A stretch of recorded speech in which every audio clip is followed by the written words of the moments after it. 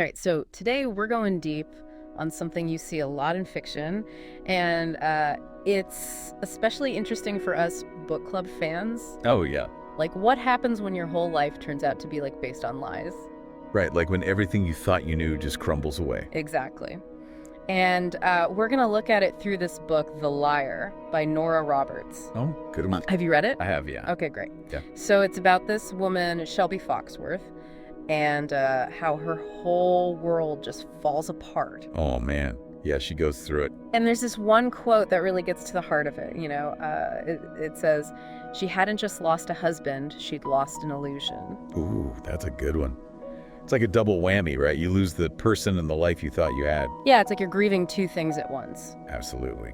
So at first, Shelby, she's a young widow, and it seems like she's doing okay after her husband Richard dies. That she's got that security. But then almost immediately, like, bam, everything starts to unravel. So, Turns out Richard's entire past was fake. Like, his identity, his whole successful life. just totally made up, wow. And all his wealth.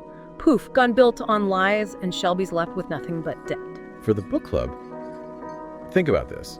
Yeah. This isn't just like a little white lie. Right. It's his entire persona that's fabricated.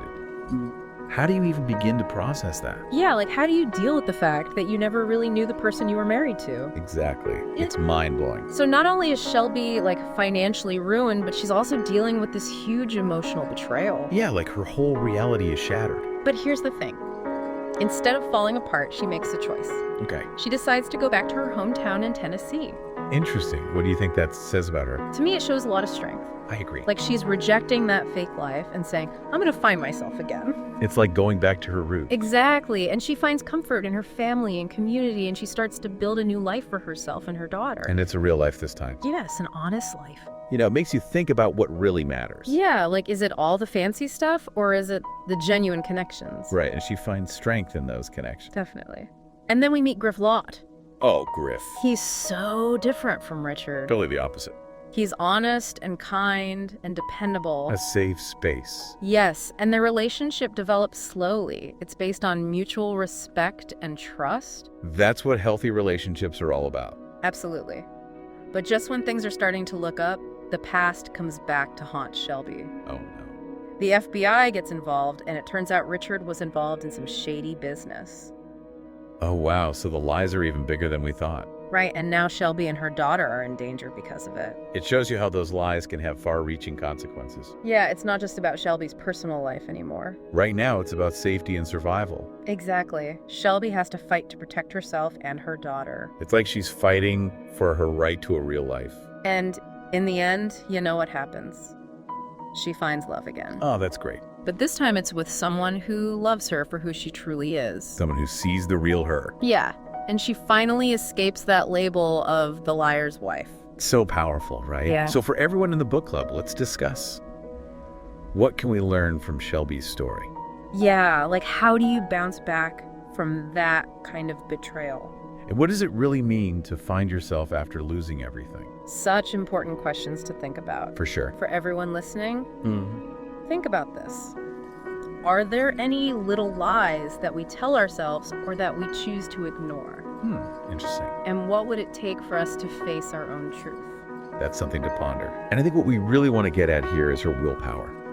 The incredible strength she shows when she decides to face this mountain of debt, ditch the fancy lifestyle, and just go back home. Yeah. But even more than that, I'm fascinated by how her strength isn't about like fighting back or being aggressive. Right. It's about really owning her situation. Right. Taking responsibility for her choices, her life as a mom, all of it. Absolutely. And one of the first things that really grabs you in The Liar is just how massive that initial shock is for Shelby. I mean, she's dealing with becoming a widow, and then boom, this tidal wave of debt Richard left behind just crashes over her. And it's not even just the financial ruin. It's that she realizes her whole relationship, everything she thought she knew about this man, was completely fake. Like her whole life was basically built on a lie. Exactly. It completely erases the reality she thought she was living in. Okay, so let's talk about that moment when her whole world basically shatters. Okay. Can you even imagine finding out the person you built your life with was basically a ghost? I mean, for Shelby, this wasn't just some betrayal. This was like her whole foundation crumbling beneath her. Yeah, it's devastating. But what's so amazing is what she does next. She doesn't just freeze up. She makes the decision to sell what she can, take her daughter Callie, and go back to Tennessee. That is a huge shift, both practically and emotionally. Right. What do you think really drove her to make that choice? I think what's really interesting here is that Shelby going back home isn't so much about running away.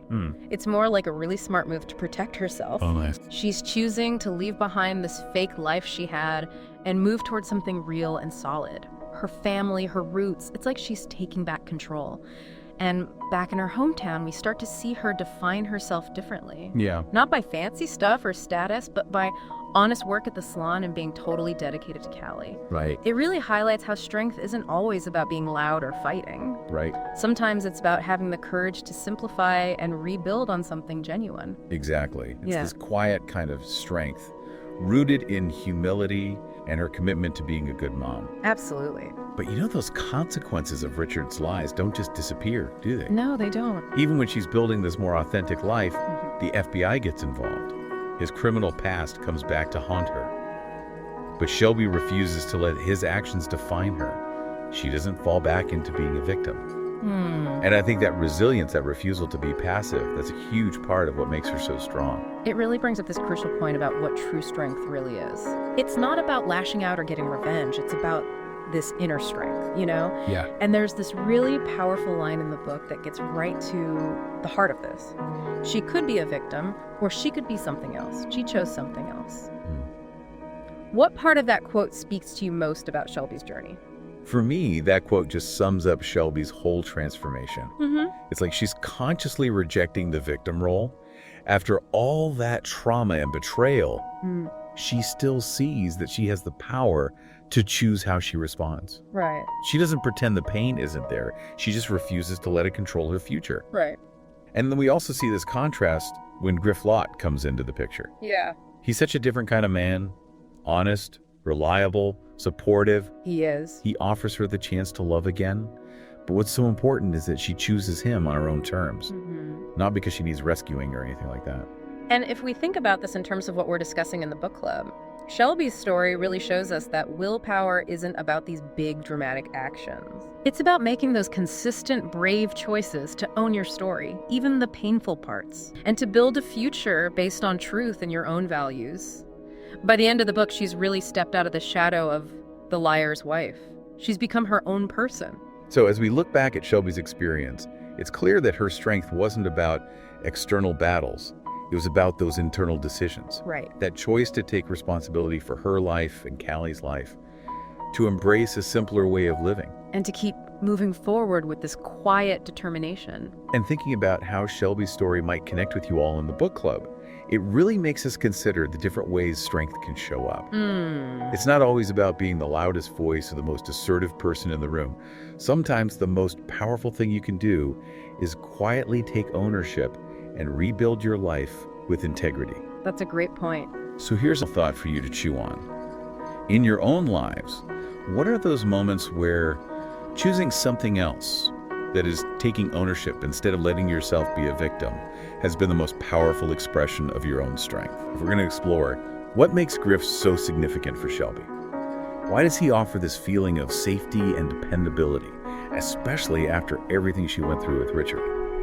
And, you know, there's this one quote about Griff. He was the kind of man who built things, not broke them.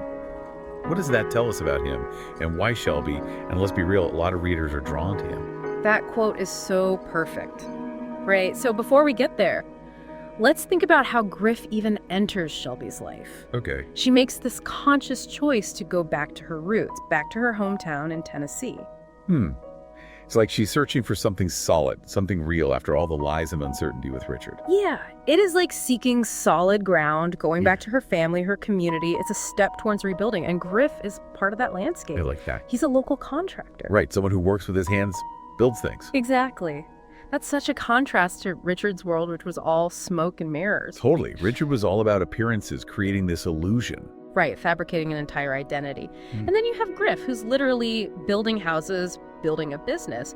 He's described as this kind of grounded and respectful person. It's like he's the antithesis of Richard. Exactly.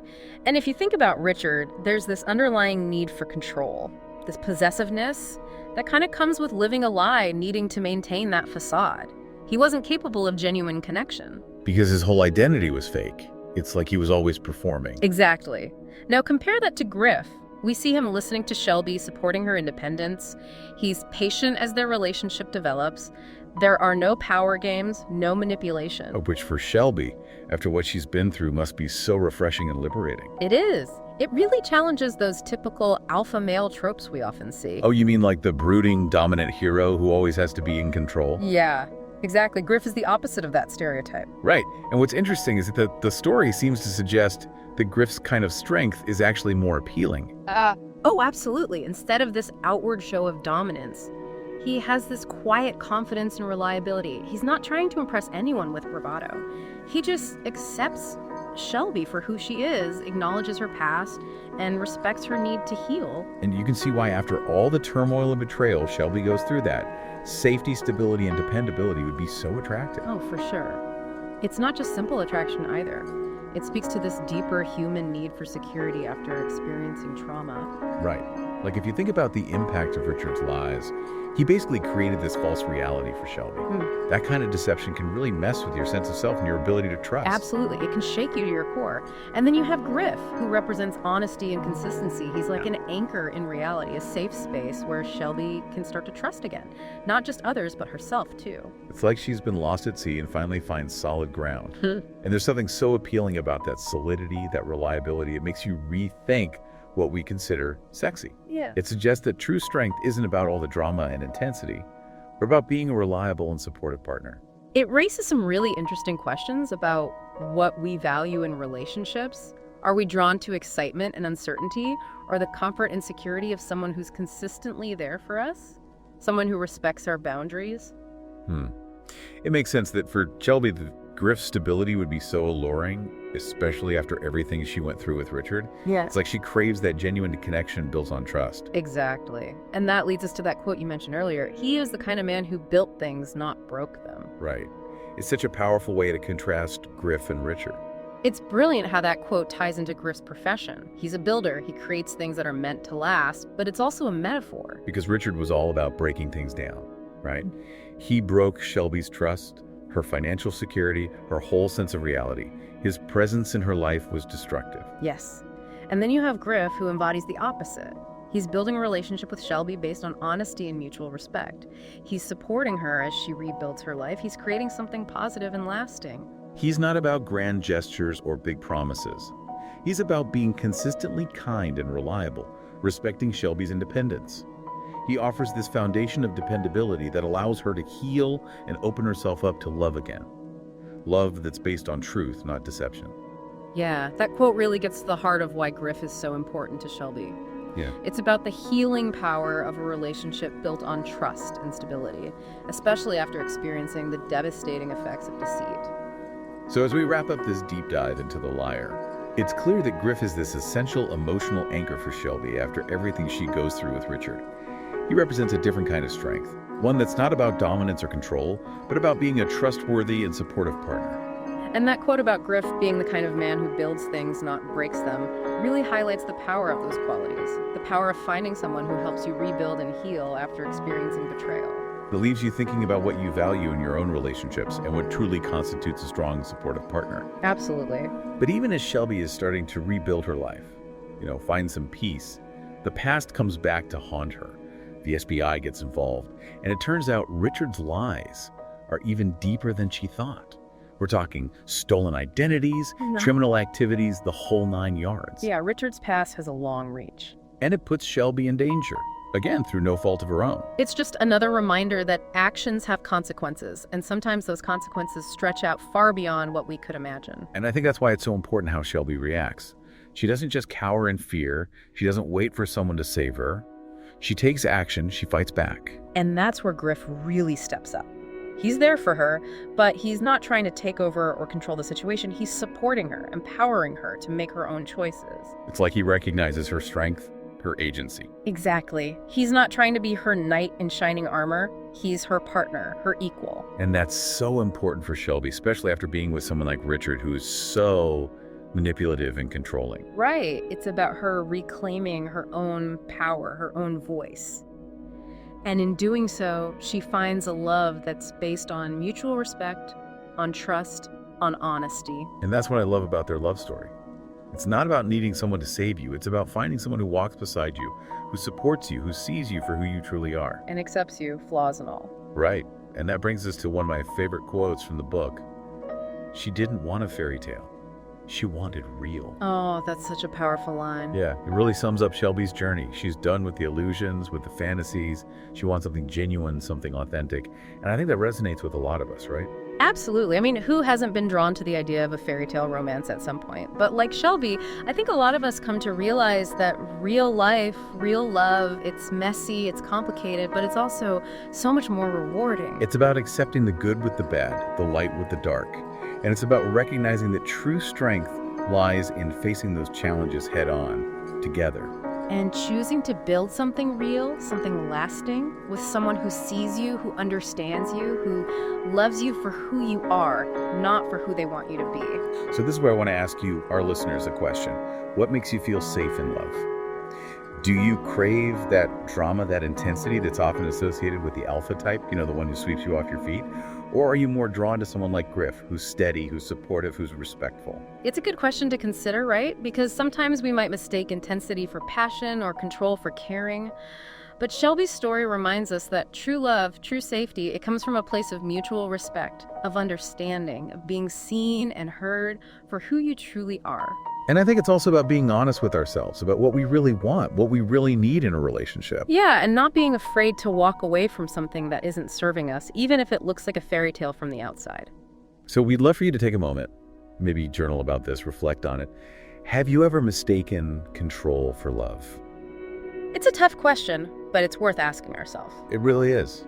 And what kind of love story are you writing with your life right now? Are you chasing a fantasy? Or are you building something real? Because starting over, it can be scary, it can be daunting, just like it was for Shelby. But ultimately, it's about recognizing that you have the strength, the resilience to create a life, a love that's authentically yours. And that's what we see in Shelby's story. It's a reminder that even when everything falls apart, even when you're faced with the most devastating betrayal, you can rise above it. You can find your own strength, your own voice, your own path.